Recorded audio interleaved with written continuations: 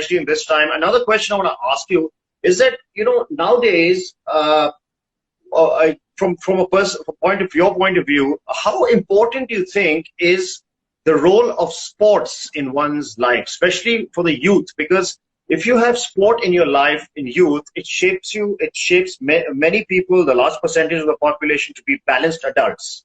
I personally feel it is one of the best gifts given to a child. So do you think it's really of prime importance? In the perspective of recreation, yes. In the perspective of building personalities and characters, it can go some far, Yes, yes. In the perspective of bringing some confidence in skill sets and talents, maybe yes, so far. But otherwise, to me, sports don't hold as much as fundamental importance in life as much yoga does.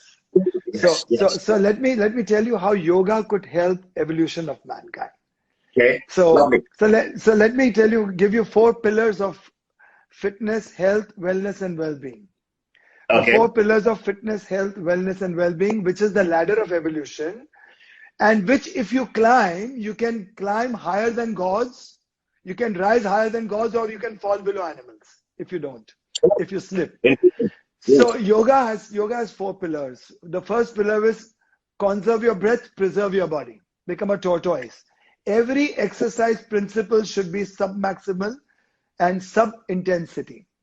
So don't work out like an animal, don't eat like an animal, and don't sleep like an animal completely unconscious.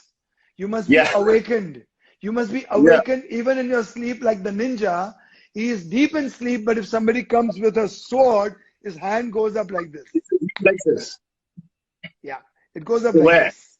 Naturally, because he's awakened. So when somebody asked Buddha, who are you? He said, I'm awakened. So he expressed the philosophy of Advaityam, which means he did not say that I'm a man, I'm a yogi, I'm a Buddha, I'm a human, I'm a soul. When you don't even identify yourself with a soul, you are ephemeral being.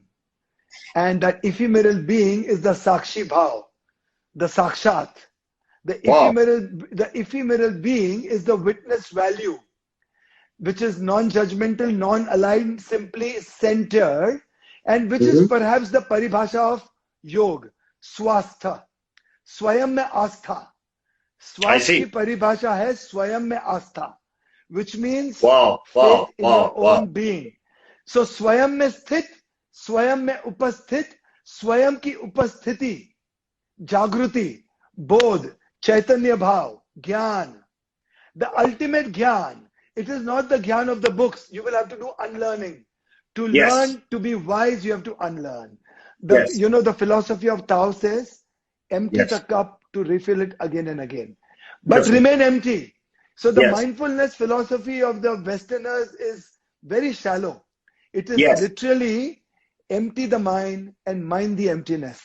Keep your mind empty of the junk and fill it with the light of awareness. And the light of awareness only comes when you don't identify yourself with labels. Advaityam. Also the meaning of swastha is wholeness, holisticism, completeness, integration.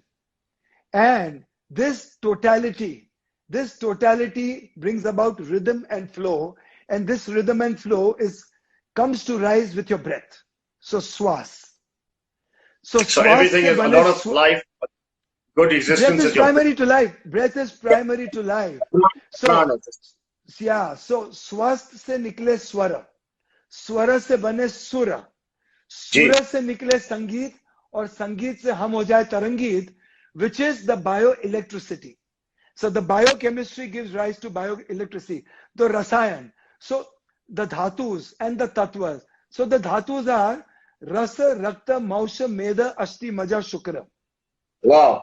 So these dhatus are rasa, means your rasayan. Okay? Rasa rakta, from which becomes your blood, gets nourished. Mausha, mausha, your muscles. And then meda, asti, maja, shukra, which means your adipose tissue, your fat, your nerves, And Shukra is your overall Shukra, the energy which pushes, gives impetus to life, and which is responsible for this glow and glow aura. Wonderful. And this in turn gives rise to Ashtanga: Yama, Niyama, Asana, Pranayama, Pratyahara, Dhyan, Dharana, Samadhi. So self-discipline, self-regulation, observation, and most importantly, breath and postures in poetry. Asana means postures, and asana are postures in poetry, because is the seat of awareness, from which the fogginess gives way to clarity, the complexities gives way to vision, and in the flow and the rhythm, empathy comes to rise, sympathy comes to rise, your being becomes compassion, and philanthropy comes to rise, creativity, productivity comes to rise.